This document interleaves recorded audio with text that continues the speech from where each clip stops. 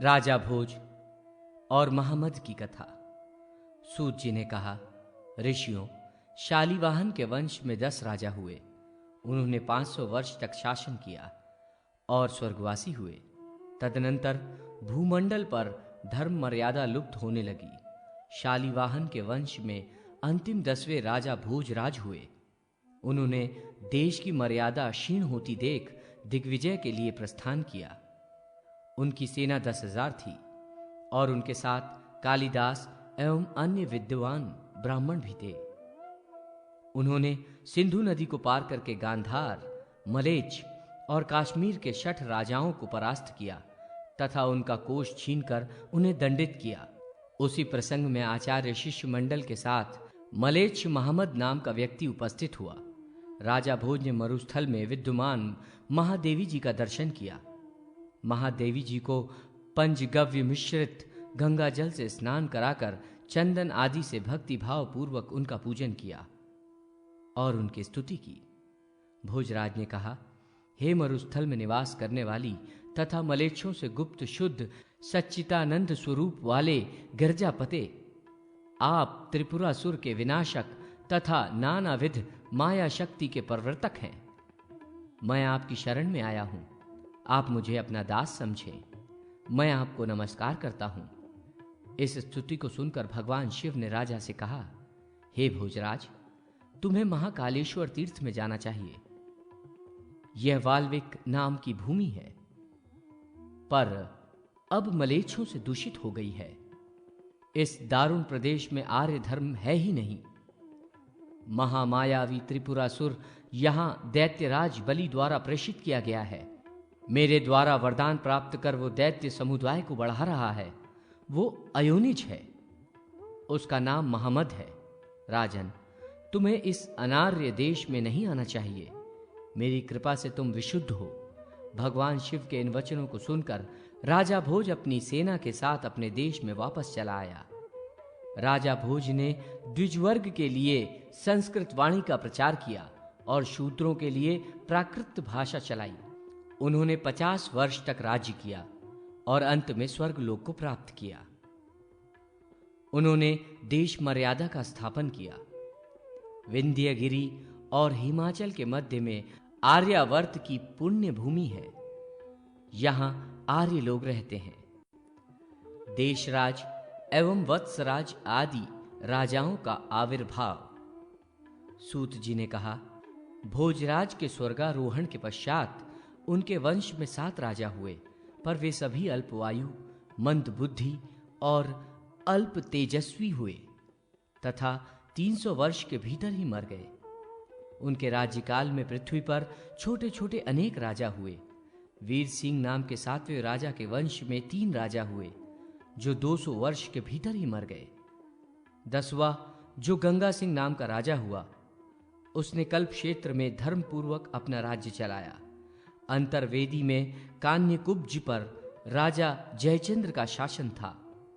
तोमर वंश में उत्पन्न अनंगपाल इंद्रप्रस्थ का राजा था। इस तरह से गांव और राष्ट्र में बहुत से राजा हुए। अग्निवंश का विस्तार बहुत हुआ और उनमें बहुत से बलवान राजा हुए। पूर्व में कपिल स्थान, पश्चिम में वाल्विक, उत्तर में चीन देश और दक्षिण में सेतुबंध। इनके बीच में 60 लाख भूपाल ग्राम पालक थे, जो महान बलवान थे। इनके राज्य में प्रजाएं अग्निहोत्र करने वाली, गौ ब्राह्मण का हित चाहने वाली तथा द्वापर युग के समान धर्म कार्य करने में निपुण थी। सर्वत्र द्वापर युग ही मालूम पड़ता था। घर घर में प्रचुर धन तथा जन जन में धर्म विद्यमान था। प्रत्येक गांव में देवताओं के मंदिर थे। देश देश में यज्ञ होते थे। मलेच्छ भी आर्य धर्म का सभी तरह से पालन करते थे। द्वापर के समान ऐसा धर्माचरण देखकर कली ने भयभीत होकर मलेच्छा के साथ नीलाचल पर्वत पर जाकर हरि की शरण ली। वहां उसने 12 वर्ष तक तपश्चर्या की। इस ध्यान योगात्मक तपश्चर्या से उसे भगवान श्री कृष्ण का दर्शन हुआ। राधा के साथ भगवान श्री कृष्ण का दर्शन पाकर उसने मन में स्तुति की।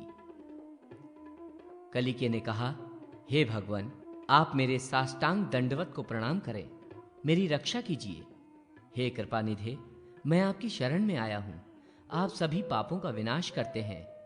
सभी कालों का निर्माण करने वाले आप ही हैं। सत्य युग में आप गौर वर्ण के थे, त्रेता युग में रक्त वर्ण, द्वापर युग में पित वर्ण के थे। मेरे समय में आप कृष्ण रूप के हैं।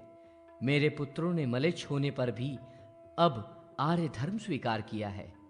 मेरे राज्य में प्रत्येक घर में धूत, मद, स्वर्ण, स्त्री हास्य आदि होना चाहिए, परंतु अग्नि वंश में पैदा हुए इन क्षत्रियों ने उनका विनाश कर दिया है। हे जनार्दन, मैं आपके चरण कमलों की शरण में हूं। कलयुग की स्तुति सुनकर भगवान श्री कृष्ण मुस्कुराकर कहने लगे, कालीराज, मैं तुम्हारी रक्षा के लिए अंश रूप में महावती में अवतीर्ण होऊंगा। वो मेरा अंश भूमि में आकर उन महाबली अग्निवंशीय प्रजाओं का विनाश करेगा और मलेच्छ वंशीय राजाओं की प्रतिष्ठा करेगा। यह कहकर भगवान अदृश्य हो गए और मलेच्छा के साथ वो कली अत्यंत प्रसन्न हो गया। आगे चलकर इसी प्रकार संपूर्ण घटनाएं घटित हुई। कौरवांशों की पराजय और पांडवांशों की विजय हुई। अंत में पृथ्वीराज चौहान ने वीर गति प्राप्त की और शहुद्दीन अपने दास कुतुकौद्दीन को यहां का शासन सौंपकर यहां से बहुत सा धन लूटकर अपने देश चला गया। उत्तर पर्व। महाराज युधिष्ठिर के पास व्यासादि महर्षियों का आगमन एवं उनसे उपदेश करने के लिए युधिष्ठिर की प्रार्थना, जिनकी प्रसन्नता के बिना ब्रह्मा भी एक शूद्र कार्य का संपादन नहीं कर सकते और जिनके चरणों के एक बार आश्रय लेने से देवेंद्र का भाग्य चमक उठा तथा उन्हें अखंड राज्य लक्ष्मी की प्राप्ति हो गई, वे भगवान गणपति देव आप लोगों का कल्याण करें। जो ब्रह्मा के जिह्वाग्र भाग पर निरंतर सिंहासनासीन रहती हैं और जिनके चरण नख की चंद्रिका से प्रकाशित होकर शब्द ब्रह्म का समुद्र विद्वानों के हृदय पर नृत्य करता है, वे भगवती सरस्वती आप सबका अनंत कल्याण करें। भगवान शंकर का ध्यान कर, भगवान कृष्ण की स्तुति कर और ब्रह्मा जी को नमस्कार कर तथा सूर्य देव एवं अग्नि देव को प्रणाम कर इस ग्रंथ का वाचन करना चाहिए।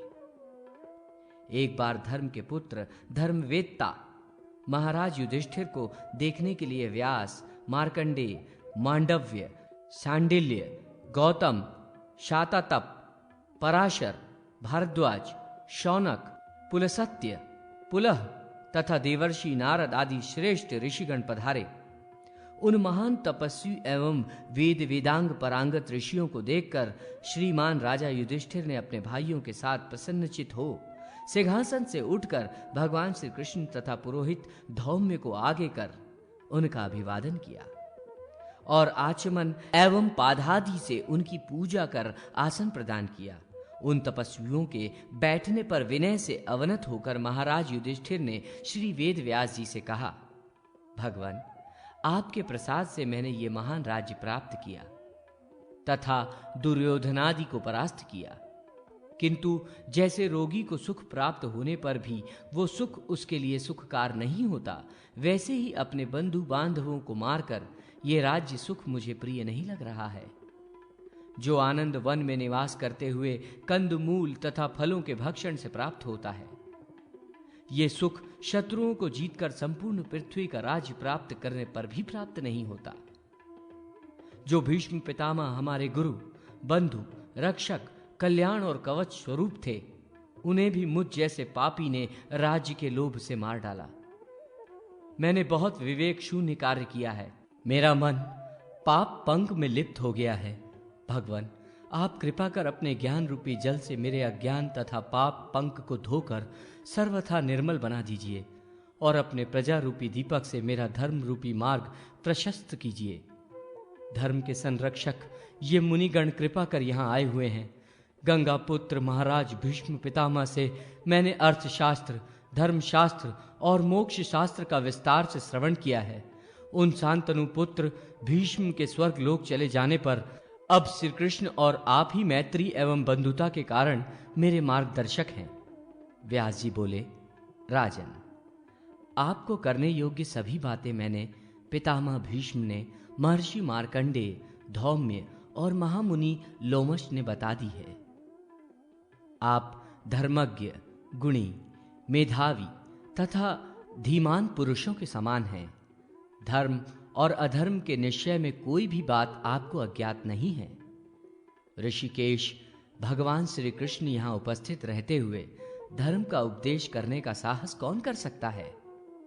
क्योंकि यही संसार की सृष्टि, स्थिति तथा पालन करते हैं एवं प्रत्यक्षदर्शी हैं। अतः यही आपको उपदेश करेंगे। इतना कहकर तथा पांडवों की पूजा ग्रहण कर बाद नारायण व्यास जी तपोवन चले गए। भुवन कोश का संक्षिप्त वर्णन।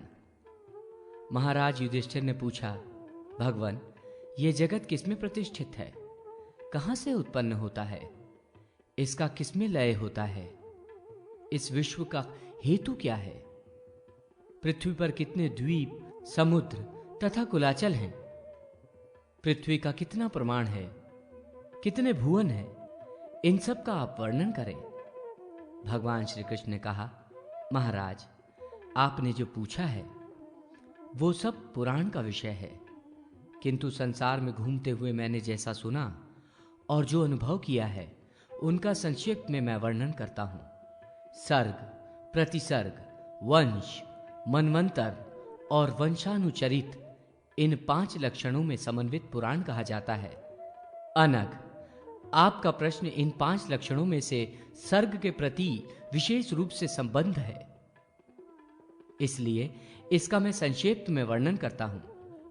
अव्यक्त प्रवृत्ति से महतत्व बुद्धि उत्पन्न हुई है। महतत्व से त्रिगुणात्मक अहंकार उत्पन्न हुआ है।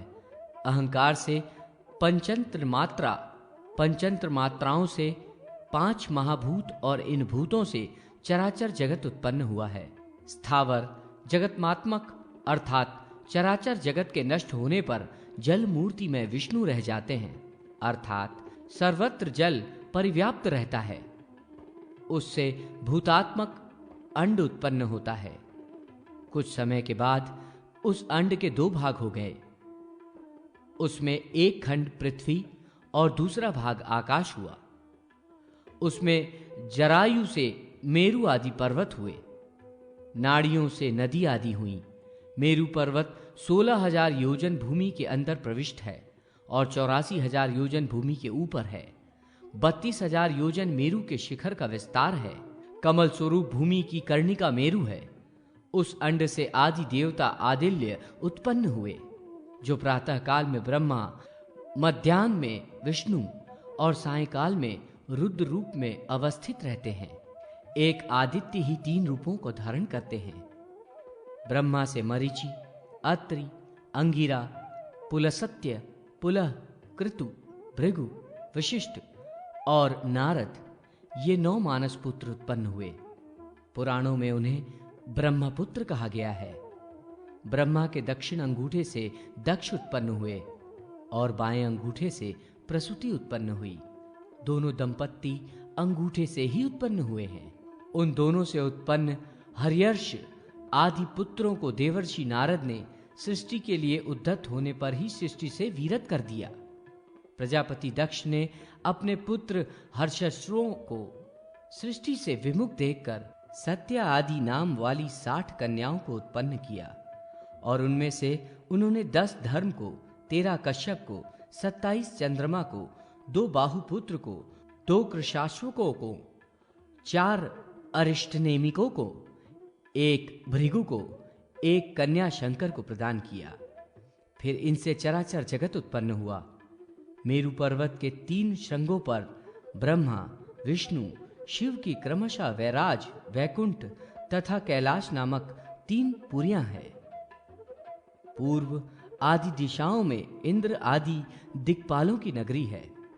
हिमवान, हेमकुट, निषद, मेरु, नील, श्वेत और श्रृंगवान, ये 7 जम्बू द्वीप में कुल पर्वत हैं। जम्बू द्वीप लक्षण योजन प्रमाण वाला है। इनमें 9 वर्ष हैं। जम्बू, शाक, कुश, क्रौंच, शालमली, गोमेद तथा पुष्कर, ये 7 द्वीप हैं। ये 7 द्वीप 7 समुद्र से परिवेष्टित हैं। शार, दुग्ध, इक्षुरस, सुरा, दधि, कृत तथा स्वादिष्ट जल के 7 समुद्र हैं। 7 समुद्र और 7 द्वीप एक की अपेक्षा एक द्विगुण हैं। भूरलोक, भूवरलोक, स्वरलोक, महरलोक, जनलोक, तपोलोक और सत्यलोक ये देवताओं के स्थान हैं। 7 पाताल लोक हैं, अतल, महातल, भूमितल, सुतल, वितल, रसातल और तलातल। इनमें हिरण्याक्ष आदि दानव और वासुकी आदि नाग निवास करते हैं। हे युधिष्ठिर, सिद्ध और ऋषिगण भी इनमें निवास करते हैं। स्वायंभू, स्वारोचिष, उत्तम, तामस, रेवत और चाक्षुष ये 6 मनु व्यतीत हो गए हैं। इस समय वैवस्वत मनु वर्तमान है। उन्हीं के पुत्र और पौत्रों से ये पृथ्वी परिव्याप्त है। 12 आदित्य, 8 वसु, 11 रुद्र और 2 अश्विनी कुमार ये 33 देवता वैवस्वत मनवंतर में कहे गए हैं। विप्रचित्ति से दैत्यगण और हिरणाक्ष से दानवगण उत्पन्न हुए हैं। द्वीप और समुद्रों से समन्वित भूमि का प्रमाण 50 कोटि योजन है। नौका की तरह ये भूमि जल पर तैर रही है। इसके चारों ओर लौकाकोप पर्वत हैं। नैमित्तिक, प्राकृत, आत्यंतिक और नित्य ये 4 प्रकार के प्रलय हैं जिससे इस संसार की उत्पत्ति होती है। प्रलय के समय उसी में इसका लय हो जाता है। जिस प्रकार ऋतु के अनुकूल वृक्षों में पुष्प, फल और फूल उत्पन्न होते हैं, उसी प्रकार संसार भी अपने समय से उत्पन्न होता है और अपने समय में ही लीन होता है। संपूर्ण विश्व के लीन होने के बाद महेश्वर वेद शब्दों के द्वारा पुनः इसका निर्माण करते हैं। हिंस्त्र, अहिंस्त्र, मृदु, क्रूर, धर्म, अधर्म, सत्य, असत्य आदि कर्मों से जीव अनेक योनियों को इस संसार में प्राप्त करते हैं। भूमि जल से, जल तेज से, तेज वायु से, वायु आकाश से वैशिष्ट हैं। आकाश अहंकार से, अहंकार महतत्व से, महतत्व प्रकृति से और प्रकृति उस अविनाशी पुरुष से परिव्याप्त है। इस प्रकार के हजारों अंड उत्पन्न होते हैं और नष्ट होते हैं। सुर, नर, किन्नर, नाग, यक्ष तथा सिद्ध आदि से समन्वित चराचर जगत नारायण की कुक्षी में अवस्थित है। निर्मल बुद्धि तथा शुद्ध अंतकरण वाले मुनिगण इसके बाह्य और आभ्यंतर स्वरूप को देखते हैं अथवा परमात्मा की माया ही उन्हें जानती है। नारद जी को विष्णु माया का दर्शन। राजा युधिष्ठिर ने पूछा, भगवान, ये विष्णु भगवान की माया किस प्रकार की है जो इस चराचर जगत को व्यामोहित करती है? भगवान श्री कृष्ण ने कहा, महाराज, किसी समय नारद मुनि श्वेत द्वीप में नारायण का दर्शन करने के लिए गए। वहां श्री नारायण का दर्शन कर और उन्हें प्रसन्न मुद्रा में देखकर उनसे जिज्ञासा की, भगवान, आपकी माया कैसी है? कहां रहती है? कृपा कर उसका रूप मुझे दिखाएं। भगवान ने हंसकर कहा, नारद, माया को देखकर क्या करोगे? इसके अतिरिक्त जो कुछ चाहते हो वो मांगो। नारद जी ने कहा, भगवान, आप अपनी माया को ही दिखाएं। अन्य किसी वर की अभिलाषा नहीं है। नारद जी ने बार बार आग्रह किया।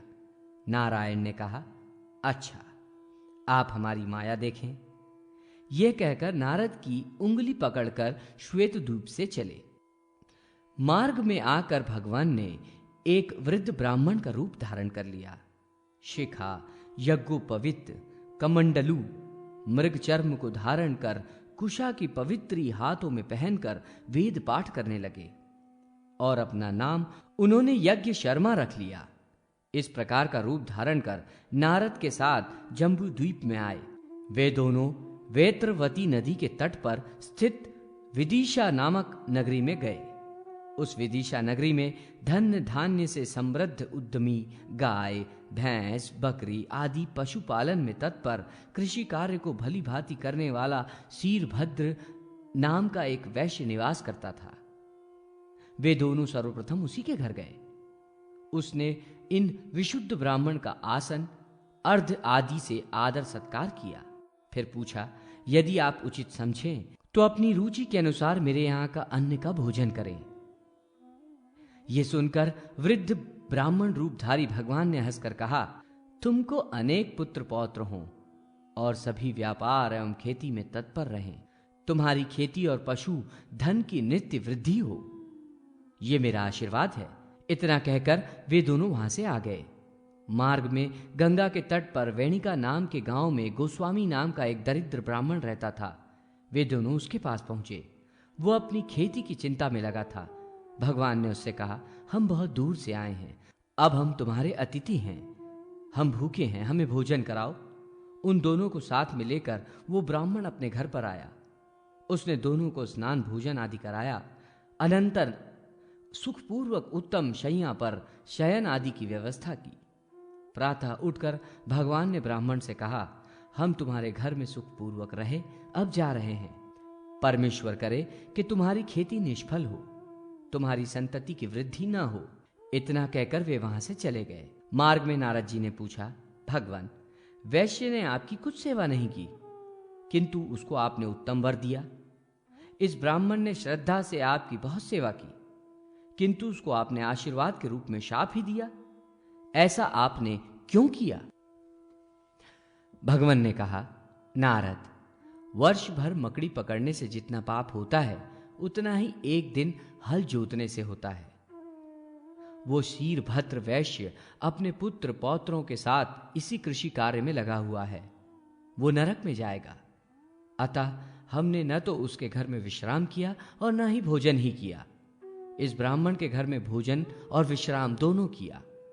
इस ब्राह्मण को ऐसा आशीर्वाद दिया है कि जिससे ये जग जंजाल में न फंसकर मुक्ति को प्राप्त करे। इस प्रकार मार्ग में बातचीत करते हुए वे दोनों कान्यकुब्ज देश के समीप पहुंचे। वहां उन्होंने एक अतिशय रम्य सरोवर देखा। उस सरोवर की शोभा देखकर वे बहुत प्रसन्न हुए। भगवान ने कहा, नारद, ये उत्तम तीर्थ स्थान है, इसमें स्नान करना चाहिए, फिर कन्नौज नाम के नगर में चलेंगे। इतना कहकर भगवान उस सरोवर में स्नान कर शीघ्र ही बाहर आ गए। तदनंतर नारद जी भी स्नान करने के लिए सरोवर में प्रविष्ट हुए। स्नान संपन्न कर जब वे बाहर निकले तब उन्होंने अपने को दिव्य कन्या के रूप में देखा। उस कन्या के विशाल नेत्र थे, चंद्रमा के समान मुख था। वो सर्वांग सुंदरी कन्या दिव्य शुभ लक्षणों से संपन्न थी। अपनी सुंदरता से संसार को व्यामोहित कर रही थी। जिस प्रकार समुद्र से संपूर्ण रूप की निधान लक्ष्मी निकली थी, उसी प्रकार सरोवर से स्नान करने के बाद नारद जी स्त्री के रूप में निकले। भगवान अंतर्ध्यान हो गए।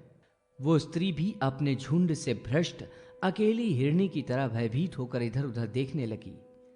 इसी समय अपनी सेनाओं के साथ राजा तालध्वज वहां आया और उस सुंदरी को देखकर सोचने लगा कि ये कोई देव स्त्री है या अप्सरा। फिर बोला, बाले, तुम कौन हो, कहां से आई हो? उस कन्या ने कहा, मैं माता पिता से रहित और निराश्रय हूं, मेरा विवाह भी नहीं हुआ है, अब आपकी ही शरण में हूं। इतना सुनते ही प्रसन्नचित्त हो राजा उसे घोड़े पर बिठाकर राजधानी पहुंचा और विधि पूर्वक उससे विवाह कर लिया। 13वें वर्ष में वो गर्भवती हुई। समय पूर्ण होने पर उससे एक तुम्बी उत्पन्न हुई, जिसमें 50 छोटे छोटे दिव्य शरीर वाले युद्ध में कुशल बलशाली बालक थे। उसने उनको घृतकुंड में घोल दिया। कुछ दिन बाद पुत्र और पौत्रों की खूब वृद्धि हो गई। वे महान अहंकारी, परस्पर विरोधी और राज्य की कामना करने वाले थे। अनंतर राज्य के लोभ से कौरव और पांडव की तरह परस्पर युद्ध करके समुद्र की लहरों की भांति लड़ते हुए वे सभी नष्ट हो गए। वो स्त्री अपने वंश का इस प्रकार संहार देखकर छाती पीट कर करुणापूर्वक विलाप करती हुई मूर्छित होकर पृथ्वी पर गिर पड़ी। राजा भी शोक से पीड़ित होकर रोने लगा। इसी समय ब्राह्मण का स्वरूप धारण कर भगवान विष्णु द्विजों के साथ वहां पर आए और राजा तथा रानी को उपदेश देने लगे। ये विष्णु की माया है, तुम लोग व्यर्थ ही रो रहे हो। संपूर्ण प्राणियों की अंत में यही स्थिति होती है। विष्णु माया ही ऐसी है कि उसके द्वारा सैकड़ों चक्रवर्ती और हजारों इंद्र उसी तरह नष्ट कर दिए गए हैं जैसे दीपक को प्रचंड वायु विनष्ट कर देती है। समुद्र को सुखाने के लिए भूमि को पीसकर चूर्ण कर डालने की तथा पर्वत को पीठ पर उठाने की सामर्थ्य रखने वाले पुरुष भी काल के कराल मुख में चले गए हैं। त्रिकुट पर्वत जिसका दुर्ग था, समुद्र जिसकी खाई थी, ऐसी लंका जिसकी राजधानी थी, राक्षस गण जिसके योद्धा थे, सभी शास्त्रों और वेदों को जानने वाले शुक्राचार्य जिसके लिए मंत्रणा करते थे, कुबेर के धन को भी जिसने जीत लिया था, ऐसा रावण भी देववश नष्ट हो गया। युद्ध में, घर में, पर्वत पर, अग्नि में, गुफा में अथवा समुद्र में कहीं भी कोई भी जाए, वो काल के कोप से नहीं बच सकता, भावी होकर ही रहती है।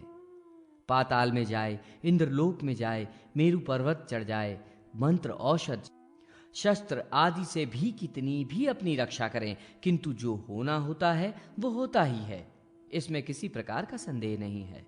मनुष्यों के भाग्य अनुसार जो भी शुभ और अशुभ होना है वो अवश्य होता ही है। हजारों उपाय करने पर भी भावी किसी भी प्रकार नहीं टल सकती। कोई शोक विहल होकर आंसू टपकाता है, कोई रोता है, कोई बड़ी प्रसन्नता से नाचता है, कोई मनोहर गीत गाता है, कोई धन के लिए अनेक उपाय करता है। इस तरह अनेक प्रकार के जाल की रचना करता रहता है। अतः यह संसार एक नाटक है और सभी प्राणी वर्ग उस नाटक के पात्र हैं।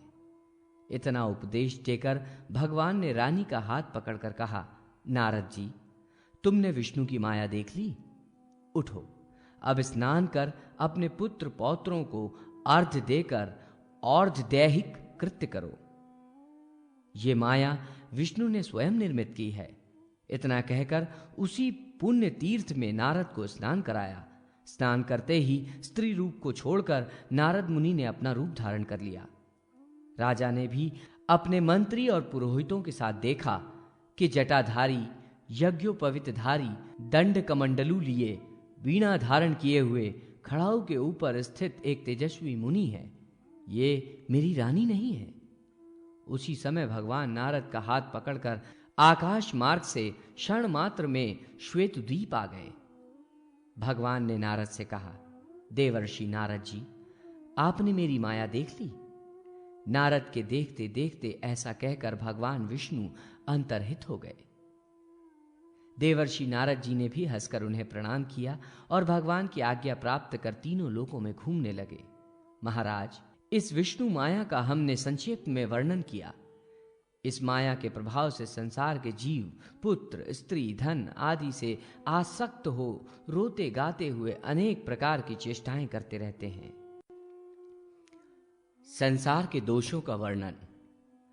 महाराज युधिष्ठिर ने पूछा, भगवन, ये जीव किस कर्म के देवता, मनुष्य और पशु आदि योनियों से उत्पन्न होता है? बाल भाव में कैसे पुष्ट होता है और किस कर्म से युवा होता है? किस कर्म के फलस्वरूप अतिशय भयंकर दारुण गर्भवास का कष्ट सहन करता है? गर्भ में क्या खाता है? किस कर्म से रूपवान, धनवान, पंडित, पुत्रवान, त्यागी और कुलीन होता है? किस कर्म से रोग रहित जीवन व्यतीत करता है? कैसे सुखपूर्वक मरता है? शुभ और अशुभ फल का भोग कैसे करता है? हे विमल मते, ये सभी विषय मुझे बहुत ही गहन मालूम होते हैं। भगवान श्री कृष्ण ने कहा, महाराज, उत्तम कर्मों से देव योनि, मिश्र कर्म से मनुष्य योनि और पाप कर्मों से पशु आदि योनियों में जन्म होता है। धर्म और अधर्म के निश्चय में श्रुति ही प्रमाण है। पाप से पाप योनि और पुण्य से पुण्य योनि प्राप्त होती है। ऋतुकाल के समय दोष रहित शुक्र वायु से प्रेरित स्त्री के रक्त के साथ मिलकर एक हो जाता है। शुक्र के साथ ही कर्मों के अनुसार प्रेरित जीव योनि में प्रविष्ट होता है। एक दिन में शुक्र और शोणित मिलकर कलक बनता है। 5 रात में वो कलल बुद्धुद हो जाता है। 7 रात में बुद्धुद मांसपेशी बन जाता है। 14 दिनों में वो मांसपेशी मांस और रुधिर में व्याप्त होकर दृढ़ हो जाता है। 25 दिनों में उसमें अंकुर निकलते हैं। 1 महीने में उन अंकुरों के 5-5 भाग ग्रीवा, सिर, कंधे, पृष्ठवंश तथा उदर हो जाते हैं।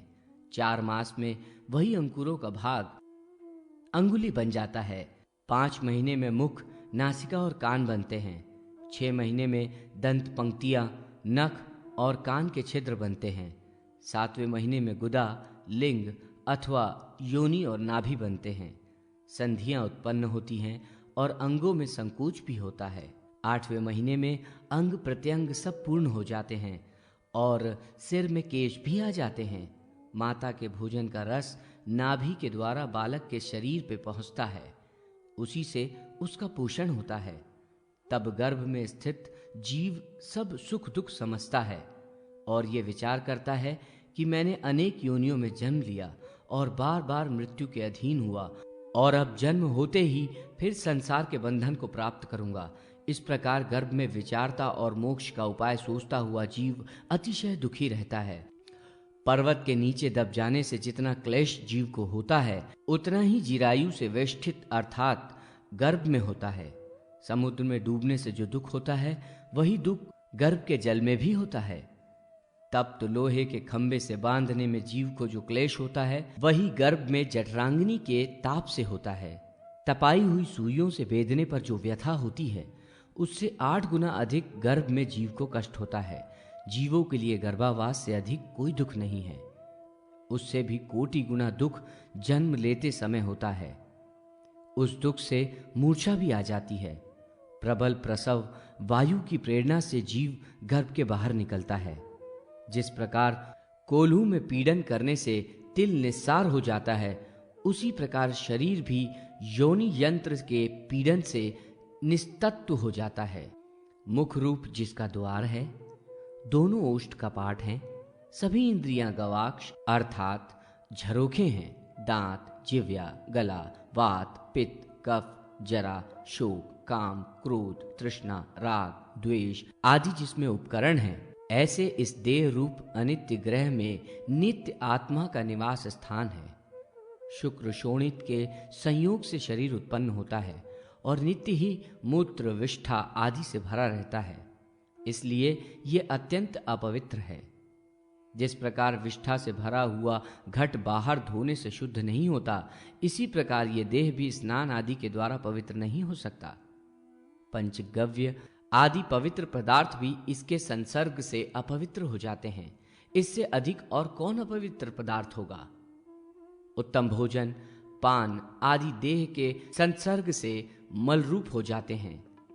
फिर देह की अपवित्रता का वर्णन क्या करें? देह को बाहर से जितना भी शुद्ध करें, भीतर तो कफ, मूत्र, विष्ठा आदि भरे ही रहेंगे।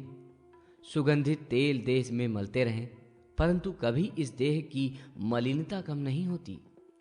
यह आश्चर्य है कि मनुष्य अपनी देह की सुगंध सूंघकर, नित्य अपना मलमूत्र देखकर और नासिका का मल निकालकर भी इस देह से विरक्त नहीं होता और उसे देह से घृणा उत्पन्न नहीं होती। ये मोह का ही प्रभाव है कि शरीर के दोष और दुर्गंध देखकर सूंघकर भी इससे ग्लानि नहीं होती। ये शरीर स्वभावतः अपवित्र है। ये केले के वृक्ष की भांति केवल त्वक आदि से आवृत और निस्सार है। जन्म होते ही बाहर की वायु के स्पर्श से पुनर्जन्मों का ज्ञान नष्ट हो जाता है और पुनः संसार के व्यवहार में आसक्त हो अनेक दुष्कर्म में रत हो जाता है और अपने को तथा परमेश्वर को भूल जाता है। आंख रहते हुए भी देख नहीं पाता, बुद्धि रहते हुए भी भले बुरे का निर्णय नहीं कर पाता। राग तथा लोभ आदि के वशीभूत होकर ये संसार में दुख प्राप्त करता रहता है। सूखे मार्ग में भी पैर फिसलते हैं। ये सब मोह की ही महिमा है। दिव्यदर्शी महर्षियों ने इस गर्भ का वृतांत विस्तृत रूप से वर्णन किया है। इसे सुनकर भी मनुष्य को वैराग्य उत्पन्न नहीं होता, अपने कल्याण का मार्ग नहीं सोचता। ये बड़ा ही आश्चर्य है। बाल्यावस्था में भी केवल दुख ही है। बालक अपना अभिप्राय भी नहीं कह सकता और जो कहता है वो नहीं कर पाता। वो असमर्थ रहता है, इससे नित्य व्याकुल रहता है। दांत आने के समय बालक बहुत क्लेश भोगता है और भांति भांति के रोग तथा बाल ग्रह उसे सताते रहते हैं। वो घृणा तृष्णा से पीड़ित होता रहता है। मोह से निष्ठा आदि का भी भक्षण करने लगता है। कुमारावस्था में कर्ण वेद के समय दुख होता है। अक्षरारंभ के समय गुरु से भी बड़ा भय होता है। माता पिता ताड़न करते हैं, युवावस्था में भी सुख नहीं है। अनेक प्रकार की ईर्ष्या मन में उपजती है। मनुष्य मोह में लीन हो जाता है। राग आदि में आसक्त होने के कारण दुख होता है। रात्रि को नींद नहीं आती और धन की चिंता से दिन में चैन भी नहीं पड़ता। स्त्री संसर्ग में भी कोई सुख नहीं। कुष्ठी व्यक्ति के कोढ़ में कीड़े पड़ जाने पर जो खुजलाहट होती है, उसे खुजलाने में जितना आनंद होता है, उससे अधिक कामी व्यक्ति को स्त्री से सुख नहीं मिलता।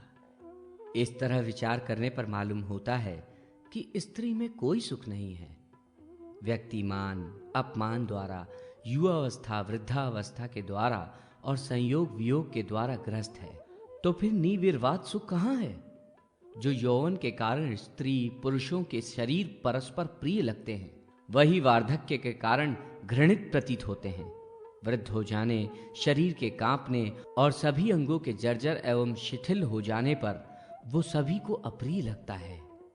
जो युवावस्था के बाद वार्धक्य में अपने में भारी परिवर्तन और अपनी शक्तिहीनता को देखकर विरक्त नहीं होता, धर्म और भगवान की ओर प्रवृत्त नहीं होता, उससे बढ़कर मूर्ख कौन हो सकता है?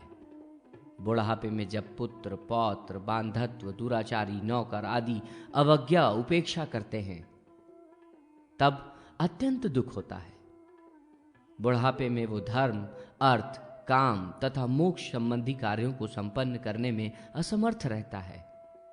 इसमें वात पित्त आदि की विषमता अर्थात न्यूनता अधिकता होने से अनेक प्रकार के रोग होते रहते हैं। इसलिए ये शरीर रोगों का घर है। ये दुख प्रायः सभी को समय समय पर अनुभूत होते ही हैं। फिर उसमें विशेष कहने की आवश्यकता ही क्या? वास्तव में शरीर में सैकड़ों मृत्यु के स्थान हैं, जिसमें एक तो साक्षात मृत्यु या काल है, दूसरे अन्य आने जाने वाले भयंकर आदि व्याधियां हैं जो आदि मृत्यु के समान हैं। आने जाने वाली आदि व्याधियां जो जब तप एवं औषध आदि से टल जाती है, परंतु काल मृत्यु का कोई उपाय नहीं है। रोग सर्प शस्त्र विष तथा अन्य घात करने वाले बाघ सिंह दस्यु आदि प्राणी वर्ग, ये सब भी मृत्यु के द्वार ही है। किंतु जब रोग आदि के रूप में साक्षात मृत्यु पहुंच जाती है, तो देव वैद्य धन्वंतरी भी कुछ नहीं कर पाते। औषध तंत्र मंत्र तप दान रसायन योग आदि भी काल से ग्रस्त व्यक्ति की रक्षा नहीं कर सकते। सभी प्राणियों के लिए मृत्यु के समान न कोई रोग है, न भय है, न दुख है, न कोई शंका स्थान, अर्थात केवल एकमात्र मृत्यु से ही सारे भय आदि आशंकाएं हैं। मृत्यु पुत्र स्त्री मित्र राज्य ऐश्वर्य धन आदि सबसे वियुक्त करा देती है, और बुद्धिमूल बैर भी मृत्यु से निवृत्त हो जाते हैं। पुरुष की आयु 100 वर्षों की कही गई है, परंतु कोई 80 वर्ष तक ही जीता है, कोई 70 वर्ष तक। अन्य लोग अधिक से अधिक 60 वर्ष तक ही जीते हैं, और बहुत से तो इससे पहले ही मर जाते हैं। पूर्व कर्मानुसार मनुष्य की जितनी आयु निश्चित है, उसका आधा समय तो रात्रि ही सोने में हर लेती है। 20 वर्ष बाल्य और बुढ़ापे में व्यर्थ चले जाते हैं। युवा अवस्था में अनेक प्रकार की चिंता काम की व्यथा रहती है, इसलिए वो समय भी निरर्थक ही चला जाता है। इस प्रकार ये आयु समाप्त हो जाती है और मृत्यु आ पहुंचती है। मरण के समय जो दुख होता है, उसकी कोई उपमा नहीं। हे माता, हे पिता, हे कांत आदि चिल्लाते व्यक्ति को भी मृत्यु वैसे ही पकड़ ले जाती है जैसे मेंढक को सर्प पकड़ लेता है। व्याधि से पीड़ित व्यक्ति खाट पर पड़ा इधर उधर हाथ पैर पटकता रहता है और सांस लेता रहता है। कभी खाट से भूमि पर और कभी भूमि से खाट पर जाता है, परंतु कहीं चैन नहीं मिलता। कंठ में घर्र घर्र शब्द होने लगता है, मुख सूख जाता है, शरीर मूत्र विष्ठा आदि से लिप्त हो जाता है।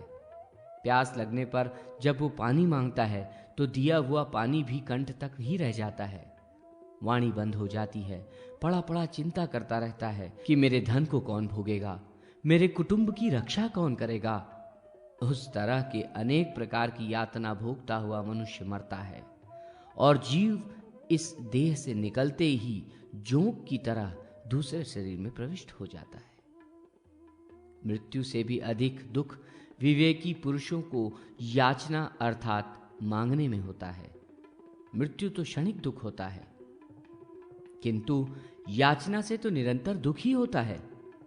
देखिए, भगवान विष्णु भी बलि से मांगते ही वामन हो गए। फिर और दूसरा है ही कौन जिसकी प्रतिष्ठा याचना से न घटे। आदि, मध्य और अंत में दुख की ही परंपरा है। अज्ञानवश मनुष्य दुखों को झेलता हुआ कभी आनंद नहीं प्राप्त करता। बहुत खाए तो दुख, थोड़ा खाए तो दुख, किसी समय भी सुख नहीं है। क्षुधा सब रोगों में प्रबल है और ये अन्न रूपी औषधि के सेवन में थोड़ी देर के लिए शांत हो जाती है, परंतु अन्न भी परम सुख का साधन नहीं है। प्रातः उठते ही मूत्र, विष्ठा आदि की बाधा, मध्याह्न में क्षुधा, तृष्णा की पीड़ा और पेट भरने पर काम की व्यथा होती है। रात्रि को निद्रा दुख देती है। धन के संपादन में दुख, संपादित धन की रक्षा करने में दुख, फिर उसके व्यय करने में अतिशय दुख होता है। इससे धन भी सुखकारक नहीं है। चोर, जल, अग्नि, राजा और स्वजनों से भी धन वालों को अधिक भय रहता है। मांस को आकाश में फेंकने पर पक्षी, भूमि पर कुत्ते आदि जीव और जल में मछली आदि खा जाते हैं। इस प्रकार धनवान की भी सर्वत्र यही स्थिति होती है। संपत्ति के अर्जन करने में दुख, संपत्ति की प्राप्ति करने के बाद मोह रूपी दुख और नाश हो जाने पर तो अत्यंत दुख होता ही है। इसलिए किसी भी काल में धन सुख का साधन नहीं है। धन आदि की कामनाएं ही दुख का परम कारण है। इसके विपरीत कामनाओं से निस्पृह रहना परम सुख का मूल है। हेमंत ऋतु में शीत का दुख, ग्रीष्म दारुण ताप का दुख और वर्षा ऋतु में झंझावात तथा वर्षा का दुख होता है। इसलिए काल भी सुखकारक नहीं है। विवाह में दुख और पति के विदेश गमन में दुख, स्त्री गर्भवती हो तब दुख, प्रसव के समय दुख, संतान के दंत, नेत्र आदि की पीड़ा से दुख। इस प्रकार स्त्री भी सदा व्याकुल रहती है।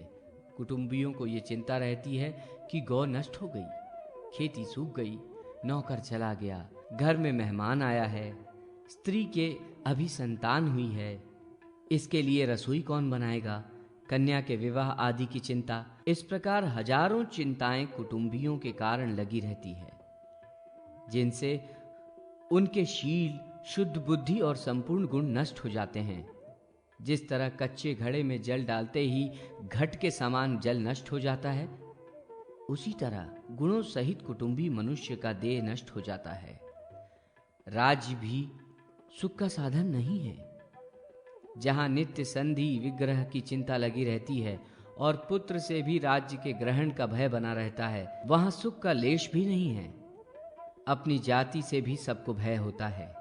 जिस प्रकार एक मांस खंड के अभिलाषी कुत्तों को परस्पर भय रहता है, वैसे ही संसार में कोई सुखी नहीं है। ऐसा कोई राजा नहीं जो सबको जीतकर सुखपूर्वक राज्य करे। प्रत्येक को दूसरे से भय रहता है। इतना कहकर श्री कृष्ण भगवान ने पुनः कहा कि महाराज, ये कर्ममय शरीर जन्म से लेकर अंत तक दुखी ही है। जो पुरुष जितेंद्रिय है और व्रत, दान तथा उपवास आदि में तत्पर रहते हैं, वे सदा सुखी रहते हैं। विविध प्रकार के पापों एवं पुण्य कर्मों का फल। भगवान श्री कृष्ण ने कहा, महाराज, अधर्म कर्म करने से जीव घोर नरक में गिरते हैं और अनेक प्रकार की यातनाएं भोगते हैं। उस अधम कर्म को ही पाप और अधर्म कहते हैं। चित्तवृत्ति के भेद से अधर्म का भेद जानना चाहिए। स्थूल, सूक्ष्म, अति सूक्ष्म आदि भेदों के द्वारा करोड़ों प्रकार के पाप हैं, परंतु यहां मैं केवल बड़े बड़े पापों का संक्षेप में वर्णन करता हूं। पर स्त्री का चिंतन, दूसरों का अनिष्ट चिंतन और अकार्य में अभिनिवेश, ये 3 प्रकार के मानस पाप हैं। अनियंत्रित प्रलाप, अप्रिय, असत्य, परनिंदा और पिशुनता अर्थात चुगली, ये 5 वाचिक पाप हैं। अभक्ष, भक्षण, हिंसा, मिथ्या, काम सेवन और परधन हरण, ये 4 कायिक पाप हैं। इन 12 कर्मों के करने से नरक की प्राप्ति होती है। इन कर्मों के भी अनेक भेद होते हैं। जो पुरुष संसार रूपी सागर से उद्धार करने वाले महादेव अथवा भगवान विष्णु से द्वेष रहते हैं, वे घोर नरक में पड़ते हैं। ब्रह्म हत्या, सुरापान, स्वर्ण की चोरी और गुरु पत्नी गमन, ये 4 महापातक हैं। इन पातकों को करने वालों के संपर्क में रहने वाला मनुष्य 5वां महापातक की गिना जाता है। ये सभी नरक में जाते हैं। अब मैं उपजातकों का वर्णन करता हूँ। ब्राह्मण को कोई पदार्थ देने की प्रतिज्ञा करके फिर नहीं देना, ब्राह्मण का धन हरण करना, अत्यंत अहंकार, अति क्रोध, दांभिकत्व, कृतघ्नता, कृपणता, विषयों से अतिशय आसक्ति, अच्छे पुरुषों से द्वेष, पर स्त्री हरण, कुमारी गमन, स्त्री पुत्र आदि को बेचना, स्त्री धन से निर्वाह करना, स्त्री की रक्षा न करना, ऋण लेकर न चुकाना, देवता, अग्नि, साधु, गौ, ब्राह्मण, राजा और पतिव्रता की निंदा करना आदि उपपातक हैं। इन पापों को करने वाले पुरुषों का जो सत्सर्ग करते हैं वे भी पातकी होते हैं। इस प्रकार का पाप करने वाले मनुष्यों को मृत्यु के बाद यमराज नरक में ले जाते हैं। जो भूल से पाप करते हैं उनको गुरुजनों की आज्ञा के अनुसार प्रायश्चित करना चाहिए। जो मन, वचन, कर्म से पाप करते हैं एवं दूसरों से कराते हैं अथवा पाप करते हुए पुरुषों का अनुमोदन करते हैं, वे सभी नरक में जाते हैं। और जो उत्तम कर्म करते हैं वे स्वर्ग में सुख से आनंद भोगते हैं। अशुभ कर्मों का शुभ फल और शुभ कर्मों का शुभ फल होता है। महाराज, यमराज की सभा में सबके शुभ अशुभ कर्मों का विचार चित्रगुप्त आदि करते हैं। जीव को अपने कर्मानुसार फल भोगना पड़ता है, इसलिए शुभ कर्म ही करने चाहिए। किए गए कर्म का फल बिना भोगे किसी प्रकार नष्ट नहीं होता। धर्म करने वाले सुखपूर्वक परलोक जाते हैं और पापी अनेक प्रकार के दुख का भोग करते हुए यमलोक जाते हैं। इसलिए सदा धर्म ही करना चाहिए। जीव 86,000 योजन चलकर वैवस्वतपुर में पहुंचता है। पुण्यात्माओं को इतना बड़ा मार्ग निकट ही जान पड़ता है और पापियों के लिए बहुत लंबा हो जाता है। पापी जिस मार्ग में चलते हैं उसमें तीखे कांटे, कंकड़, पत्थर, कीचड़, गड्ढे और तलवार की धार समान तीक्ष्ण पत्थर पड़े रहते हैं और लोहे की सुइयां बिखरी रहती है। उस मार्ग में कहीं अग्नि, कहीं सिंह, कहीं व्याघ्र और कहीं कहीं मक्षिका, सर्प, वृक्षिक आदि दुष्ट जंतु घूमते रहते हैं। कहीं पर डाकिनी, शाकिनी, रोग और बड़े क्रूर राक्षस दुख देते रहते हैं। उस मार्ग में न कहीं छाया है और न कहीं जल। इस प्रकार के भयंकर मार्ग से यमदूत पापियों को लोहे की श्रृंखला से बांधकर घसीटते हुए ले जाते हैं। उस समय अपने बंधु आदि से रहित वे प्राणी अपने कर्मों को सोचते हुए रोते रहते हैं। भूख और प्यास के मारे उनके कंठ, तालु और ओष्ठ सूख जाते हैं। भयंकर यमदूत उन्हें बार बार ताड़ित करते हैं और पैरों में अथवा चोटी में सांकल से बांधकर खींचते हुए ले जाते हैं। इस प्रकार दुख भोगते भोगते वे यमलोक में पहुंचते हैं और वहां अनेक यातनाएं भोगते हैं। पुण्य करने वाले उत्तम मार्ग से सुखपूर्वक पहुंचकर सौम्य स्वरूप धर्मराज का दर्शन करते हैं और वे उनका बहुत आदर करते हैं। वे कहते हैं कि महात्माओं, आप लोग धन्य हैं, दूसरों का उपकार करने वाले हैं। आपने दिव्य सुख की प्राप्ति के लिए बहुत पुण्य किया है, इसलिए इस उत्तम विमान पर चढ़कर स्वर्ग को जाएं। पुण्यात्मा यमराज को प्रसन्नचित्त अपने पिता की भांति देखते हैं, परंतु पापी लोग उन्हें भयानक रूप में दिखते हैं। यमराज के समीप ही कालाग्नि के समान क्रूर कृष्ण वर्ण मृत्युदेव विराजमान रहते हैं और काल की भयंकर शक्तियां तथा अनेक प्रकार के रूप धारण किए संपूर्ण रोग वहां बैठे दिखाई देते हैं। कृष्ण वर्ण के असंख्य यमदूत अपने हाथों में शक्ति, शूल, अंकुश, पाश, चक्र, खड़ग, वज्र, दंड आदि शस्त्र धारण किए वहां स्थित रहते हैं। पापी जीव यमराज को इस रूप में स्थित देखते हैं और यमराज के समीप बैठे हुए चित्रगुप्त की भस्त्रणा करके कहते हैं कि हे पापियों, तुमने ऐसे बुरे कर्म क्यों किए? तुमने पराया धन अपहरण किया है, रूप के गर्व से पर स्त्रियों का संपर्क किया है और भी अनेक प्रकार के पातक उपातक तुमने किए हैं। अब उन कर्मों का फल भोगो। अब तुम्हारी कोई रक्षा नहीं कर सकता। इस प्रकार पापी राजाओं का तर्जन कर चित्रगुप्त यमदूत को आज्ञा देते हैं कि इनको ले जाकर नरकों की अग्नि में डाल दो। सातवें पाताल में घोर अंधकार के बीच अति दारुण 28 करोड़ नरक हैं, जिनमें पापी जीव यातना भोगते हैं। यमदूत वहां उनको ऊंचे वृक्षों की शाखाओं में टांग देते हैं और सैकड़ों मन लोहा उनके पैरों में बांध देते हैं। उस बोझ से उनका शरीर टूटने लगता है और वे अपने अशुभ कर्मों को याद कर रोते और चिल्लाते हैं। तपाए हुए कांटों से युक्त लोह दंड से और चाबुकों से यमदूत उन्हें बार बार ताड़ित करते हैं और सांपों से कटवाते हैं। जब उनके देहों में घाव हो जाता है तब उनमें नमक लगाते हैं, कभी उनको उतारकर खौलते हुए तेल में डाल देते हैं। वहां से निकालकर विष्ठा के कूप में उनको डुबोते हैं, जिनमें कीड़े काट काट कर खाते हैं। फिर भेद, रुधिर, पुय आदि के कुंडों में उनको ढकेल देते हैं, जहां लोहे की चोंच वाले काक और श्वान आदि जीव उनका मांस नोच नोच कर खाते हैं। कभी उनको तीक्ष्ण शूलों में पिरोते हैं। अभक्ष, भक्षण और मिथ्या भाषण करने वाली जिव्या को बहुत दंड मिलता है। जो पुरुष माता पिता और गुरु को कठोर वचन बोलते हैं, उनके मुख में जलते हुए अंगारे भर दिए जाते हैं और घावों में नमक भरकर खौलता हुआ तेल डाल दिया जाता है। जो अतिथि को अन्न जल दिए बिना उनके सम्मुख ही स्वयं ही भोजन करते हैं, वे इक्षु की तरह कोलू में पैरे जाते हैं तथा वे असिताल वन नामक नरक में जाते हैं। इस प्रकार अनेक क्लेश भोगते रहने पर भी उनके प्राण नहीं निकलते। जिसने पर नारी के साथ संग किया हो, यमदूत उसे तप्त लोहे की नारी से आलिंगन कराते हैं और पर पुरुष गामिनी स्त्री को तप्त लोह पुरुष से लिपटाते हैं और कहते हैं कि दुष्टे, जिस प्रकार तुमने अपने पति का परित्याग कर पर पुरुष का आलिंगन किया, उसी प्रकार से इस लोह पुरुष का भी आलिंगन करो। जो पुरुष देवालय, बाग, वापी, कूप, मठ आदि को नष्ट करते हैं और वहां रहकर मैथुन आदि अनेक प्रकार के पाप करते हैं, यमदूत उनको अनेक प्रकार के यंत्रों से पीड़ित करते हैं और वे जब तक चंद्र सूर्य हैं तब तक नरक की अग्नि में पड़े जलते रहते हैं। जो गुरु की निंदा श्रवण करते हैं, उनके कानों को दंड मिलता है। इस प्रकार जिन जिन इंद्रियों से मनुष्य पाप करते हैं, वे इंद्रियां कष्ट पाती हैं। इस प्रकार की अनेक घोर यातना पापी पुरुष सभी नरक में भोगते हैं।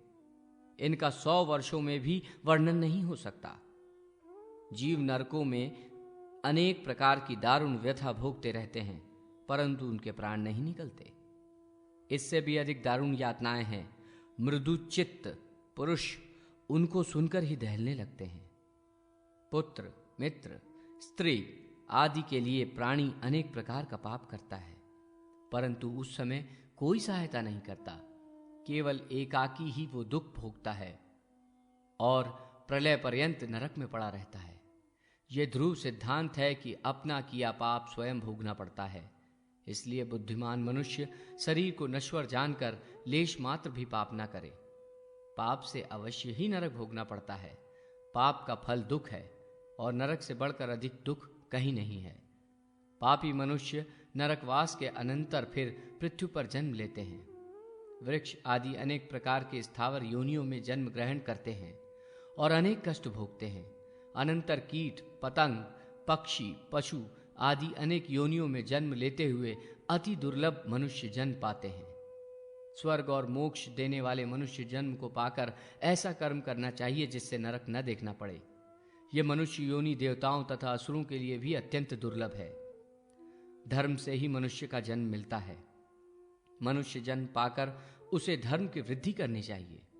जो अपने कल्याण के लिए धर्म का पालन नहीं करता, उसके समान मूर्ख कौन होगा। ये देश सब देशों से उत्तम है। बहुत पुण्य से प्राणी का जन्म भारतवर्ष में होता है। इस देश में जन्म पाकर जो अपने कल्याण के लिए पुण्य करता है, वही बुद्धिमान है। जिसने ऐसा नहीं किया, उसने अपनी आत्मा के साथ वंजना की है। जब तक ये शरीर स्वस्थ है, तब तक जो कुछ पुण्य बन सके वो कर लेना चाहिए। बाद में कुछ भी नहीं हो सकता। दिन रात के बहाने नित्य आयु के ही अंश खंडित हो रहे हैं। फिर भी मनुष्य को बोध नहीं होता कि एक दिन मृत्यु आ पहुंचेगी। ये तो किसी को भी निश्चय नहीं है कि किसकी मृत्यु किस समय में होगी। फिर भी मनुष्य को क्यों कर धैर्य और सुख मिलता है। ये जानते हुए कि एक दिन इन सभी सामग्रियों को छोड़कर अकेले चले जाएंगे, फिर अपने हाथ से ही अपनी संपत्ति सत्पात्रों को क्यों नहीं बांट देते? मनुष्य के लिए दान ही पाथेय अर्थात रास्ते के लिए भोजन है। जो दान करते हैं वे सुखपूर्वक जाते हैं। दानहीन मार्ग में अनेक दुख पाते हैं, भूखे मरते जाते हैं। इन सब बातों को विचार कर पुण्य ही करना चाहिए। पाप से सदा बचना चाहिए। पुण्य कर्मों से देवत्व प्राप्त होता है और पाप करने से नरक की प्राप्ति होती है। जो सत्पुरुष सर्वात्म भाव से श्री सदाशिव की शरण में जाते हैं, वे पद्म पत्र पर स्थिर जल की तरह पापों से लिप्त नहीं होते। इसलिए द्वंद्व से छूटकर भक्ति पूर्वक ईश्वर की आराधना करनी चाहिए तथा सभी प्रकार के पापों से निरंतर बचना चाहिए। व्रतोपवास की महिमा में शकट व्रत की कथा। भगवान श्री कृष्ण बोले, महाराज, मैंने जो भीषण नरकों का विस्तार से वर्णन किया है, उन्हें व्रत उपवास रूपी नौका से मनुष्य पार कर सकता है। प्राणी को अति दुर्लभ मनुष्य जन्म पाकर ऐसा कर्म करना चाहिए जिससे पश्चाताप न करना पड़े और ये जन्म भी व्यर्थ न जाए और फिर जन्म भी न लेना पड़े। जिस मनुष्य की कीर्ति दान, व्रत, उपवास आदि की परंपरा से बनी है, वो परलोक में उन्हीं कर्मों के द्वारा सुख भोगता है। व्रत तथा स्वाध्याय न करने वाले की कहीं भी गति नहीं है। इसके विपरीत व्रत स्वाध्याय करने वाले पुरुष सदा सुखी रहते हैं। इसलिए व्रत स्वाध्याय अवश्य करना चाहिए। राजन, यहां एक प्राचीन इतिहास का वर्णन करता हूं। योग को सिद्ध किया हुआ एक सिद्ध अति भयंकर विकृत रूप धारण कर पृथ्वी पर विचरण करता था। उसके लंबे होंठ, टूटे दांत, पिंगल नेत्र, चपटे कान, फटा मुख, लंबा पेट, टेढ़े पैर और संपूर्ण अंग कुरूप थे। उसे मूल जालिक नाम के एक ब्राह्मण ने देखा और उससे पूछा कि आप स्वर्ग से कब आए और किस प्रयोजन से यहां आपका आगमन हुआ? क्या आपने देवताओं के चित्त को मोहित करने वाली और स्वर्ग की अलंकार स्वरूपनी रंभा को देखा है? अब आप स्वर्ग में जाएं तो रंभा से कहें कि अवंतीपुरी का निवासी ब्राह्मण तुम्हारा कुशल पूछता था। ब्राह्मण का वचन सुनकर सिद्ध ने चकित होकर पूछा कि ब्राह्मण, तुमने मुझे कैसे पहचाना? तब ब्राह्मण ने कहा कि महाराज, कुरूप पुरुषों के एक दो अंग विकृत होते हैं, पर आपके तो सभी अंग टेढ़े और विकृत हैं। इसी से मैंने अनुमान किया कि इतना रूप गुप्त किए कोई स्वर्ग के निवासी सिद्ध ही हैं। ब्राह्मण का वचन सुनते ही वह सिद्ध वहां से अंतर्ध्यान हो गया और कई दिनों बाद पुनः ब्राह्मण के समीप आया और कहने लगा, ब्राह्मण, हम स्वर्ग में गए और इंद्र की सभा में जब नृत्य हो चुका, उसके बाद मैंने एकांत में रंभा से तुम्हारा संदेश कहा, परंतु रंभा ने यह कहा कि मैं उस ब्राह्मण को नहीं जानती। यहां तो उसी का नाम जानते हैं जो निर्मल विद्या, पौरुष, दान, तप, यज्ञ अथवा व्रत आदि से युक्त होता है। उसका नाम स्वर्ग भर में चिरकाल तक स्थिर रहता है। रंभा का सिद्ध के मुख से यह वचन सुनकर ब्राह्मण ने कहा कि हम षटक व्रत को नियम से करते हैं। आप रंभा से कह दीजिए। यह सुनते ही सिद्ध फिर अंतर्ध्यान हो गया और स्वर्ग में जाकर उसने रंभा से ब्राह्मण का संदेश कहा और जब उसने उसके गुण के वर्णन किए तब रंभा प्रसन्न होकर कहने लगी, सिद्ध महाकाल, मैं वन के निवासी उस षटक ब्रह्मचारी को जानती हूं। दर्शन से, संभाषण से, एकत्र निवास से और उपकार करने से मनुष्यों का परस्पर स्नेह होता है, परंतु मुझे उस ब्राह्मण का दर्शन, संभाषण आदि कुछ भी नहीं हुआ। केवल नाम श्रवण से इतना स्नेह हो गया है। सिद्ध से इतना कहकर रंभा इंद्र के समीप गई और ब्राह्मण के व्रत आदि करने तथा अपने ऊपर अनुरक्त होने का वर्णन किया। इंद्र ने भी प्रसन्न हो रंभा से पूछकर उस उत्तम ब्राह्मण को वस्त्राभूषण आदि से अलंकृत कर दिव्य विमान में बिठाकर स्वर्ग में बुलाया और वहां सत्कार पूर्वक स्वर्ग के दिव्य भोगों को उसे प्रदान किया। ब्राह्मण चिरकाल तक वहां दिव्य भोग भोगता रहा। वो शकट व्रत का महात्मा हमने संक्षेप में वर्णन किया है। दृढ़ व्रती पुरुष के लिए राजलक्ष्मी, वैकुंठ लोक, मनोवांछित फल आदि दुर्लभ पदार्थ भी जगत में सुलभ हैं। इसलिए सदा सत्यपरायण पुरुष को व्रत में संलग्न रहना चाहिए। तिलक व्रत के महात्म में चित्रलेखा का चरित्र। राजा युधिष्ठिर ने पूछा, भगवान, ब्रह्मा, विष्णु, शिव, गौरी, गणपति, दुर्गा, सोम, अग्नि तथा सूर्य आदि देवताओं के व्रत शास्त्रों में निर्दिष्ट हैं। उन व्रतों का वर्णन आप प्रतिपदादि क्रम से करें। जिस देवताओं की जो तिथि है तथा जिस तिथि में जो कर्तव्य है उसे आप पूरी तरह बतलाएं।